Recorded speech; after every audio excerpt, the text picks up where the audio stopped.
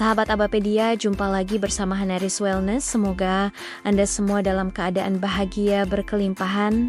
Amin. Halo, ayah bunda hebat. Sering bingung bagaimana cara terbaik mendampingi anak dengan spektrum autisme.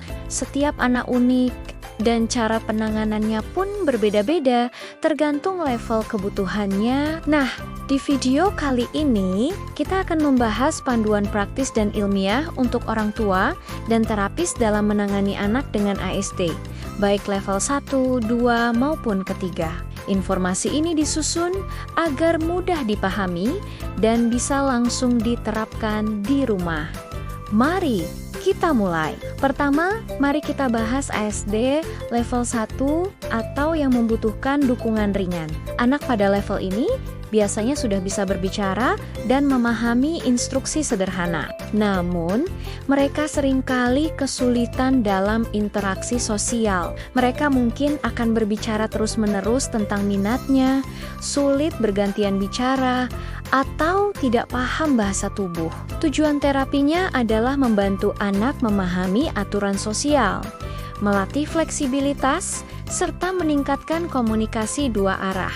Lalu, bagaimana strateginya? Gunakan komunikasi yang jelas dan langsung. Misalnya, katakan sekarang waktunya mandi, bukan ayo, nanti kita bersih-bersih. Buat juga jadwal harian visual, menggunakan gambar, rutinitas yang bisa dilihat sangat membantu mereka. Jangan lupa berikan peringatan sebelum ada perubahan.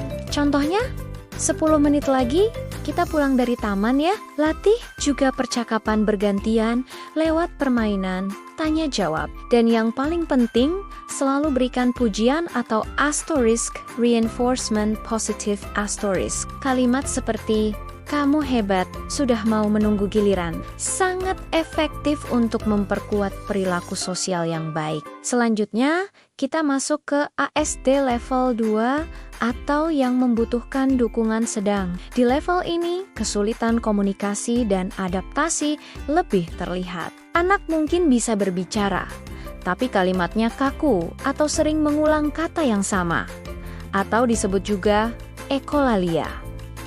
Perubahan kecil saja bisa memicu reaksi emosional yang kuat. Tujuan terapinya adalah melatih komunikasi fungsional agar mereka bisa menyampaikan kebutuhannya, mengurangi perilaku repetitif yang menghambat, dan membantu mereka mengenali serta mengelola emosi. Strategi untuk level 2 adalah menggunakan kalimat pendek dan berulang. Seperti ambil sepatu, pakai sepatu, ucapkan dengan nada tenang dan konsisten. Sistem komunikasi gambar seperti PEX juga sangat efektif. Beri anak waktu lebih untuk merespons. Jangan buru-buru menanyakan hal baru. Ciptakan jeda agar mereka bisa memproses informasi. Tetap gunakan rutinitas terstruktur, tapi sesekali sisipkan perubahan kecil untuk melatih fleksibilitas. Selain itu, kelola lingkungan agar tidak terlalu ramai atau bising, karena mereka sering sensitif terhadap suara dan cahaya. Terapi perilaku seperti ABA dan terapi wicara sangat direkomendasikan dan harus dilakukan secara konsisten.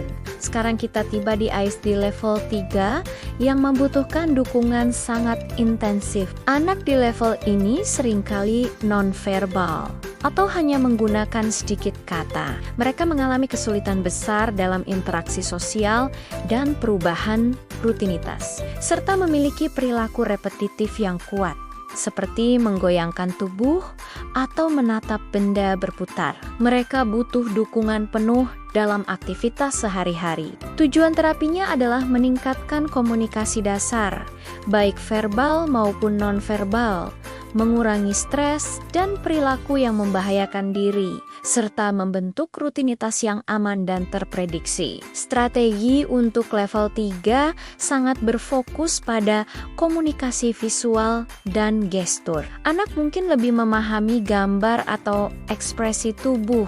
Gunakan teknik komunikasi alternatif seperti AAC, misalnya papan simbol, atau aplikasi suara di tablet. Jaga rutinitas yang sangat konsisten untuk memberi rasa aman.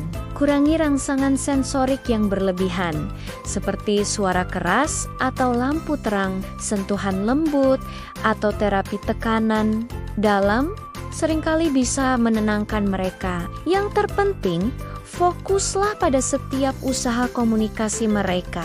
Menunjuk, menatap, atau menarik tangan adalah bentuk komunikasi yang perlu kita apresiasi.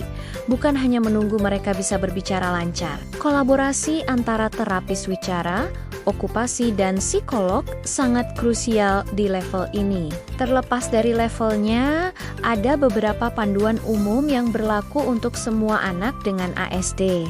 Pertama, fokus pada kekuatan, bukan kekurangan.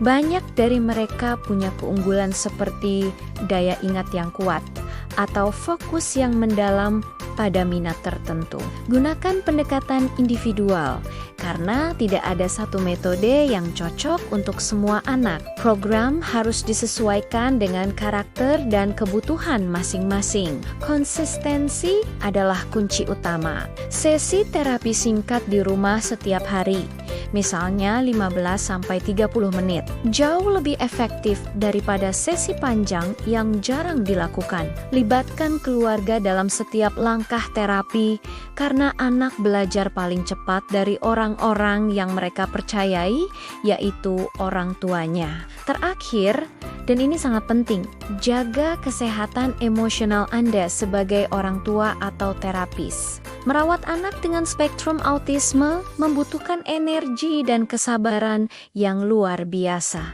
Pastikan Anda juga mendapatkan dukungan emosional yang cukup. Ingat, pendamping yang bahagia akan menciptakan lingkungan yang positif bagi anak. Semoga panduan ini bermanfaat ya.